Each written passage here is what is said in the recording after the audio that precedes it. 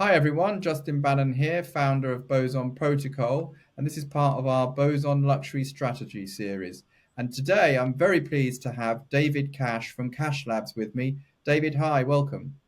Thanks so much for having me, Justin. It's always a pleasure. Um, so to kick off, please could you tell us a little bit about yourself and what you've been doing with Boson?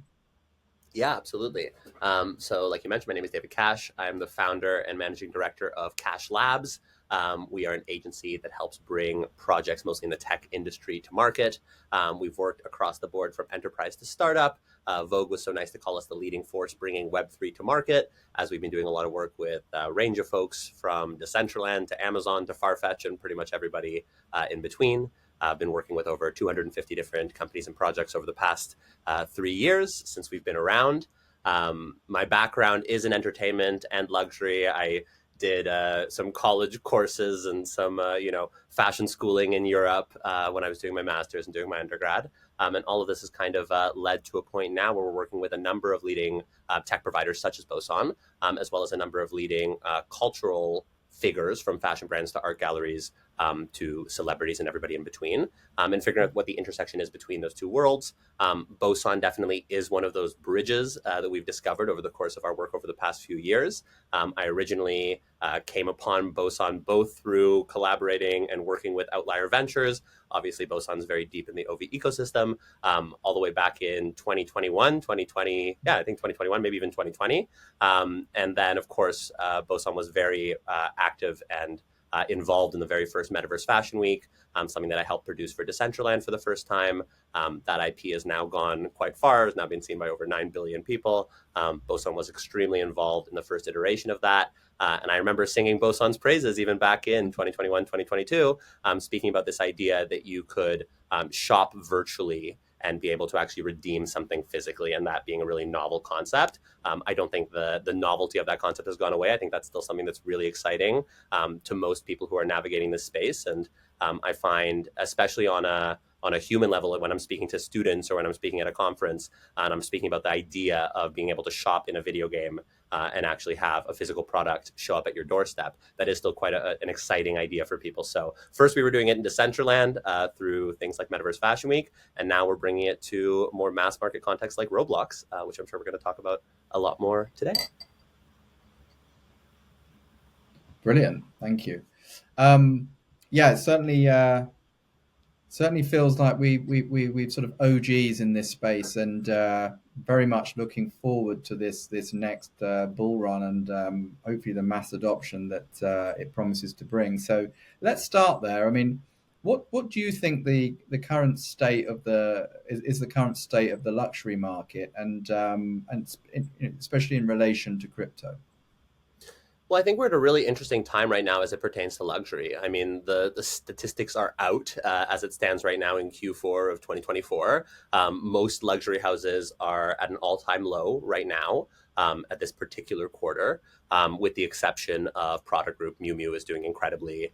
Some, very consumer-centric brands are doing incredibly, especially those who've really become native to their digital audiences. I always think of brands like Loewe and Marc Jacobs as kind of excellent examples of this, those who've become really digitally native in this era, and you see them doing a little bit better. And at the same time, we're in an interesting place because the market bottomed out and now we're back into an upwards trend. We're coming back into a bull market. So we are actually starting to see once again a similar attitude from luxury brands that we were seeing back in 2021, where there really is this interest and this resurgence of interest in the crypto native, in Web3 natives. And you see this as partially opportunistic from the point of view of the brands, being that, when the market is low, they're not as interested in certain crypto consumers. And when the market is high, the interest kind of resurges. But it's also very in tune, I think, with the innovation cycle that we've seen kind of go through the past few years, the hype cycle, moving back to being interested in utility of technology, which is the bottom line at the very beginning of the day. Technology is useless without a cultural application.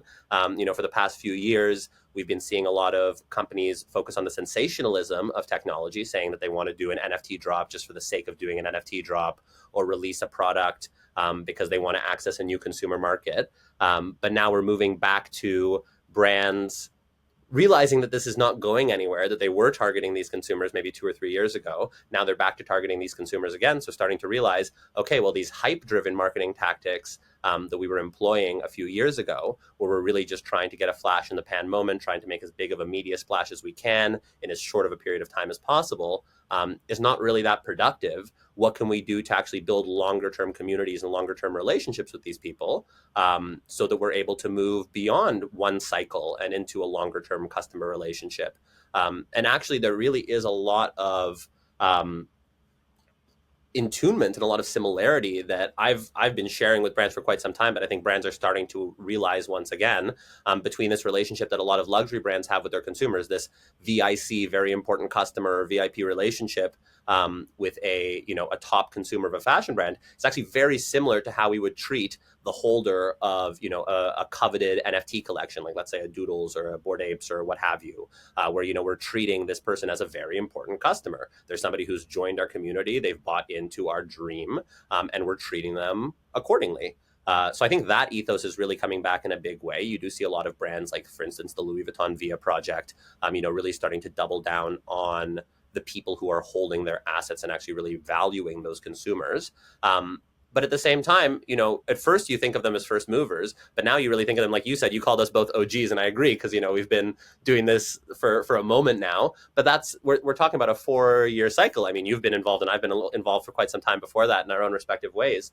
But really, if you're able to make it through this, 4 to 6 year period of time, of whatever the bull and bear cycle is, you almost get that status. So anyway, all of this to say, I think it's really interesting to see how the market has kind of ebbed and flowed over the past few years, and how we've kind of gotten back to a point again where it felt like we were at 2021, at least in terms of how Web3 is interacting with the luxury market. Except this time, I don't think luxury is looking at Web3 as, again, the sensational opportunity. I think it's more, okay, well, this technology is still here. It's been 2 or 3 years. How can we start employing these? How can we start employing aspects of this technology in a way that's actually beneficial to our business long term, or beneficial to our customer relationships? And that's when we start, really starting to be able to capitalize on tools like Boson's Roblox tool, or some of the, things that are made possible by these protocols and by these companies that have been building in the Web3 space thus far, because the use cases of these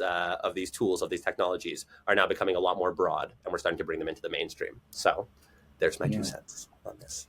Yeah, amazing. And well, perhaps you can tell us or tell our audience a little about what it is that Boson is doing in terms of the kind of the Roblox bridge.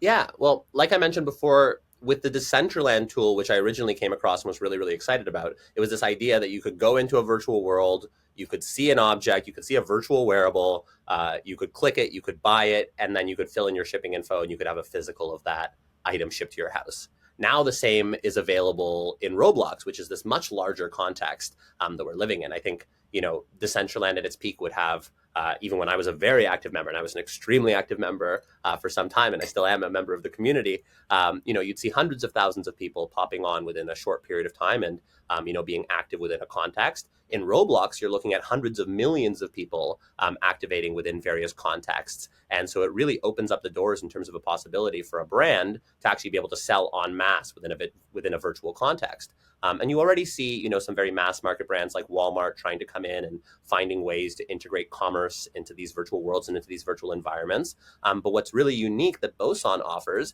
is the ability to have a standalone game experience where you're immersed in the game, you're playing within the game, you're claiming something within the game, all natively, and then completely separately within the infrastructure of a brand's existing website, without bringing you to some third-party app or some third-party system. You're actually able to go directly to the brand's website, validate that you claimed or you purchased an item in game, and then use that validation to actually claim or buy a physical item. So to the same extent, you can have that experience where you're interacting completely virtually, completely natively within a video game environment, within a Roblox environment. And then you can move on to have, again, a very native shopping experience where you're going to that brand's website as you would as a consumer, generally speaking, and you can use that cachet, the fact that you played that game, that social cachet, or the fact that you paid for something in Roblox with Robux, and you can use that fact to claim or buy an item. So it's this digital process, digital validation system that can then lead to a physical redemption or a physical reward.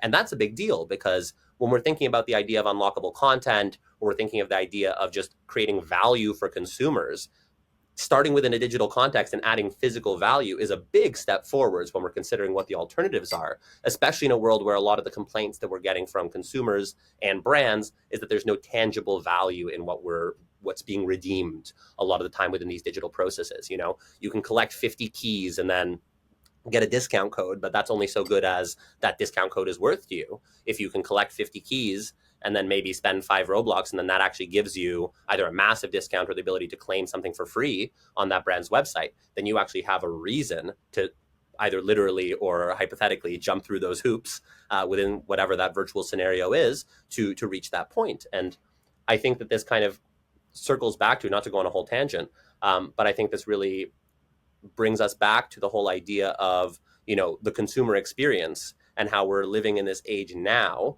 where brands almost expect consumers to jump through a bunch of these hoops. And it's become, the onus of we're building out a UI UX, we're building out a user experience. And a lot of the time we're really not thinking about the customer when we're building out those experiences. We're thinking about ourselves. We're thinking about our bottom line. We're thinking about how many opportunities for data capture are there within this flow. And I think we have to go back to, people are novel beings. They want to play games. If they're already going to play a game in Roblox, we might as well allow that to be a fully native process, and then allow for the e-commerce opportunity to be a fully native process. So that's why I really like Boson's tool, because it allows for both to happen sequentially. Yeah, very well put.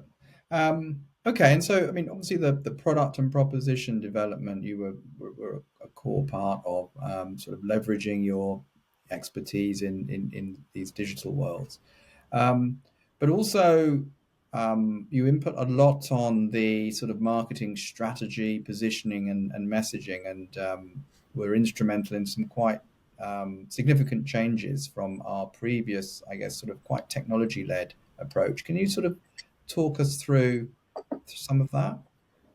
Yeah, absolutely. So one of the mottos that we have at Cash Labs is that we translate technology for humans, because we really feel that we've gotten to this place in the grand scheme of tech innovation where there's so much technology, there's so much information, there's brilliant people who brought us to this point, but we've gotten lost in the jargon to a certain extent. We've gotten lost into this, Silicon Valley realm of verbiage where, there's this shared understanding of a plethora of, acronyms and terms and things. And really, this is not viable when we reach a consumer level, because most consumers are not educated about the products that we are bringing to market. So really a big part of this when we were working with Boson, and it was a great collaboration, it is a great collaboration, was really trying to scale back and focus on the core of what we're doing here. What is it that we're achieving for the customer? What value are we providing for the customer? And then how do we explain that either to a brand or to a customer in the simplest words humanly possible? And really, that's the core of this. And this is really something that we at Cash Labs, but also I think our circle, Justin, our group of folks who've been building in the space, I think this is kind of a shared consensus that we've all reached at this point, which is, okay, we all have this shared understanding. How do we make this easier to understand from a mass market point of view?